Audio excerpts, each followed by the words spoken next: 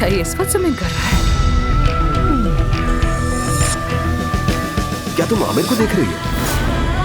क्या आमिर, अगर तुमने सुबह जल्दी आना था तो मुझे अपने साथ क्यों नहीं लाया? मुझे तो लगा था कि तुम अली के साथ आओ। बूढ़ी औरतें हमेशा दूसरों के घर बहाने से चीनी लेने के लिए पहुंच जाती हैं, ये जानने के लिए कि घर पे कौन आया हुआ है, वो लोग क्या कर रहे हैं, क्या बातें हो रही, और उसके बाद वो चली जाती है, बिल्कुल तुम्हारी तरह। मुझे लगता है कि वो पहले से ही एक दूसरे को बहुत अच्छी तरह जानते हैं।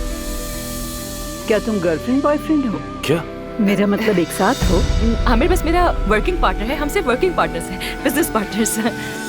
ओह, ये मेरा पसंदीदा मोड़ है। और मोहब्बत की शुरुआत हमेशा लड़ाई और मुखालिफत से होती है, तभी प्यार मजबूत होता है। मेरे ख्याल में तुम्हें जल्दी करनी चाहिए, अपने दिल की बात उससे कह दो।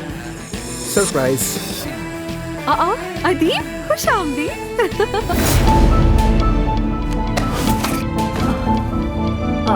अमील साहबा, कुछ हो रहा है शायद। अमील साहब, अमील साहब, अमील साहब, आप ठीक तो हैं? अमील साहब,